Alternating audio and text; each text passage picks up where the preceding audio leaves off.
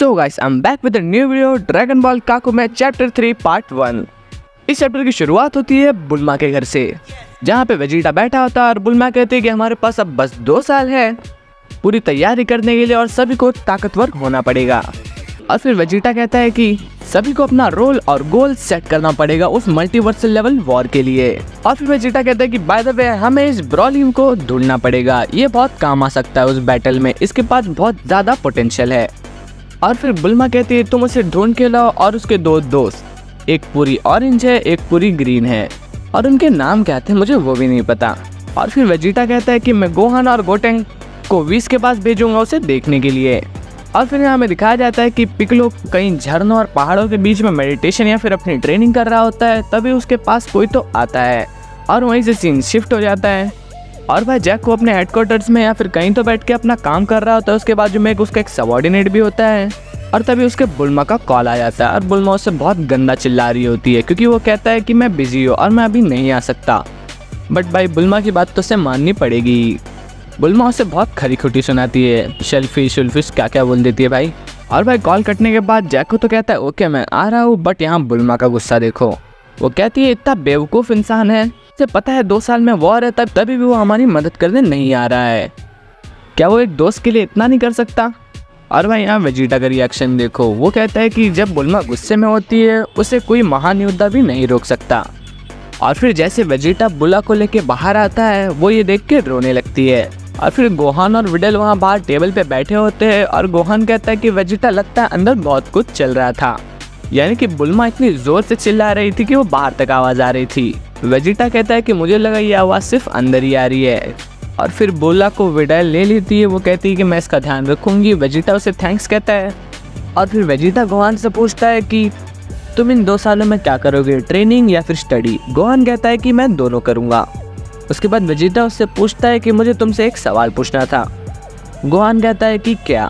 Vegeta बोलता है कि मुझे लगता है कि तुम्हें वीस के साथ ट्रेनिंग करनी चाहिए, कैकरोट यानी गोकू भी उसी के साथ अपनी लास्ट ट्रेनिंग कर रहा है, और मैंने तुम्हारे छोटे भाई और ट्रंक से पूछा है, वो दोनों हाँ कह दिए हैं वीस के साथ ट्रेनिंग करने के लिए।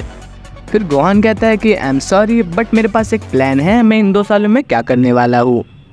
और गोटेन और ट्रंक्स के लिए डैड ने मुझे कुछ हाइपर वॉलिंग टाइम चेम्बर के बारे में बताया था। फिर वेजिटा कहता है कि गुड आइडिया, मैं उन्हें देख लूँगा, पर तुम्हारे लिए काम है, तुम क्रिलिन और यामचा के देखो, और टियान को भी। तुम्हें पता है वो लोग कौन सी ट्रेनिंग करने वाले और क्या करेंगे। गोहान कहता है कि मुझे पता तो नहीं है पर मैं उन्हें जाके देखूंगा ज़रूर। और फिर गोहान निकल लेता है क्रिलिन के घर की तरफ, और यहाँ पे भाई क्रिलिन अपनी बेटी को खिला रहा है जो कि उसके हाइट की होने ही वाली है। और फिर गोहान क्रिलिन से पूछता है क्या तुम मुझे बता सकते हो यामचा और टियान कहाँ पे हैं। और भाई क्रिलिन बोलता है तुम्हारे लिए अच्छा है, वो दोनों अंदर ही बैठे हैं। और फिर गोहान कहता है कि मुझे पता है तुम कौन सी ट्रेनिंग करने वाले हो इन 2 सालों में। और फिर क्रिलिन कहता है कि रुको ज़रा सब्र करो। और वैसे ही गोहान को वेजिटा का कॉल आता है, और वो कॉल उस वीस के डंडे से कर रहा होता है, मतलब मैजिक स्टिक से। वो गोहान को कहता है कि कैकरोट यानी कि गोकू 0 यूनिवर्स में ही था जब ग्रैंड प्रिंस ने 0 यूनिवर्स को फ्रोज कर दिया। और ये सब सुन के सभी शॉक में चले आते हैं, यानी कि कह सकते हो कि फट जाती है। और फिर हमें वापस से दिखाया जाता है कि पिकलो जहाँ पे अपनी ट्रेनिंग कर रहा होता है और उसके मिलने कोई आया होता है। भाई ये दोनों वही नेमेकिन होते जो हमें टूर्नामेंट ऑफ पावर में दिखाए जाते हैं, तुम्हें याद होगा तो। मुझे इनकी शक्ल तो याद है बट इनका नाम मैं भूल चुका हूँ, नहीं तो तुम्हें पक्का बताता, गूगल पे सर्च कर लो यार। वो दोनों आके कहते हैं कि हमें तुम्हारे साथ फोर्सेस ज्वाइन करनी है इन 2 सालों के लिए, मतलब साथ में ट्रेनिंग करनी है। पिकलो कहता है कि मैं तुम्हारी क्या ही मदद कर सकता हूँ। और फिर वो दोनों कहते हैं कि हमें लगता है कि हर कोई कुछ ना कुछ कंट्रीब्यूट कर सकता है, मतलब कोई भी किसी भी तरह की मदद उन्हें चलेगी।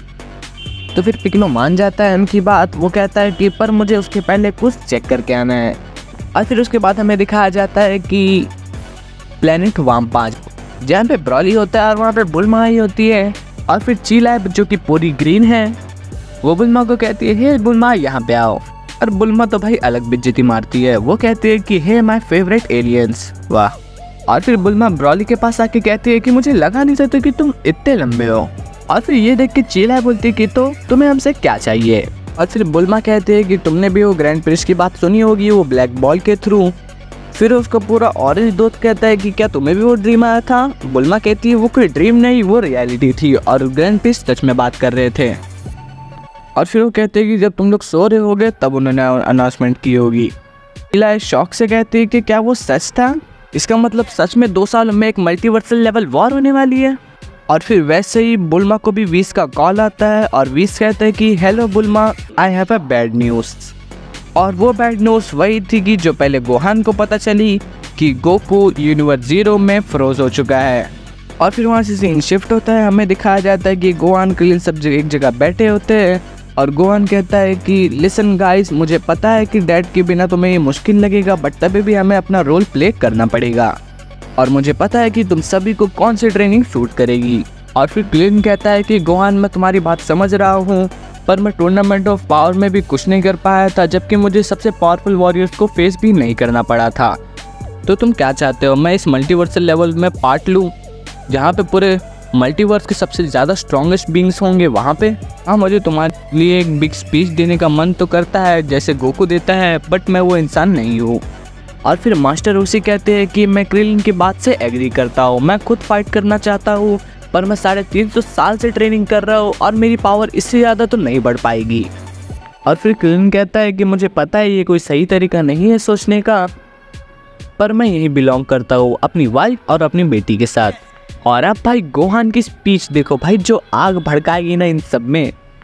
गोहान कहता है कि इतने सालों से सन गोकू यानी कि मेरे पापा ने हम सभी को प्रोटेक्ट किया है और कितने बार अपनी लाइफ भी दे दी है वीक्स को बचाने के लिए, और विदाउट एनी हेजिटेशन उन्होंने ये सब किया था। और हाँ, अगर तुम्हें यहाँ अपने लोगों के साथ रहना है तो तुम रह सकते हो, पर मेरे पापा और billions of million and people यानी कि अरबों और खरबों लोग हमारे लिए रुके हुए हैं और हमारी मदद की राह देख रहे हैं। और ये सब सुन के क्रिलिन को थोड़ा सा जोश तो आता है। यहाँ पे हमें यामचा और टियान का दिखाया जाता है। यामचा कहता है कि सिंस मेरे पास कोई फैमिली नहीं है तो मैं इस मल्टीवर्सल लेवल वॉर में पार्ट लूँगा। टियान कहता है सेम, उसके जैसा मेरा भी है तो मैं भी अंदर हूँ। और फिर एंड्रॉयड 18 एक कमरे में क्रिलिन को बुलाती है। वो कहती है कि मैं जानती हूँ तुम हमारे सब अच्छे के लिए ही सोच रहे हो, बट ये सिर्फ हमारी ज़िंदगी का सवाल नहीं है। और क्रिलिन कहता है कि मुझे पता है, पर जैसा तुम कहो मैं वैसा ही करूँगा। और फिर एंड्रॉयड 18 कहती है कि मैं तुम्हें हर सिचुएशन में सपोर्ट करूँगी, तुम यहाँ रुकना चाहो तो रुक सकते हो, और तुम्हें फ़ाइट करना है तो मैं तुम्हारे साथ फ़ाइट करने के लिए भी तैयार हूँ। और इसके बाद क्या था भाई, क्रिलिन रेडी हो गया फ़ाइट के लिए। और फिर हमें ट्रंक्स दिखाया जाता है जो अपनी छोटी बहन से कुछ इमोशनल बातें कर रहा होता है, जबकि उसकी बहन को घंटा कुछ नहीं समझेगा और वो बहुत ज़्यादा इमोशनल हो गया होता है उस पॉइंट पे।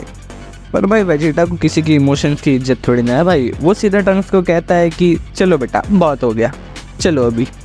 और फिर वो कहता है कि चलो जाओ उस क्यूब में जाके बैठ जाओ। और फिर वो खुद देखो भाई, खुद तो अपनी बेटी को हाथ में लेके क्या कहता है, don't worry princess, daddy will be back. वाह। और फिर वो बुल्ला को बुल्मा के पापा के यहाँ छोड़ देते हैं और उसे थैंक्स कहते हैं। और बुल्मा के पापा कहते हैं कि वो मेरी ग्रैंड डॉटर है, उसकी देख रेख करना मेरा काम ही है, और ऐसा नहीं है कि मेरे पास और कुछ काम भी है करने के लिए।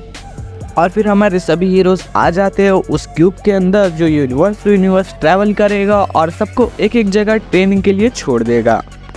और हमारे यामचा, क्रिलिन और टियान जाने वाले हैं उन 3 फॉक्सिक्स के पास, जिन्हें ट्री ऑफ डेंजर्स भी कहा जाता है। और फिर हमारे सभी हीरोज़ निकल चुके हैं। अब हमें नेक्स्ट पार्ट में पता चलेगा कि कौन सा हीरो कहाँ जाएगा और क्या क्या होगा और कौन से किसके साथ क्या ट्रेनिंग होगी। So guys, stay tuned for the next part.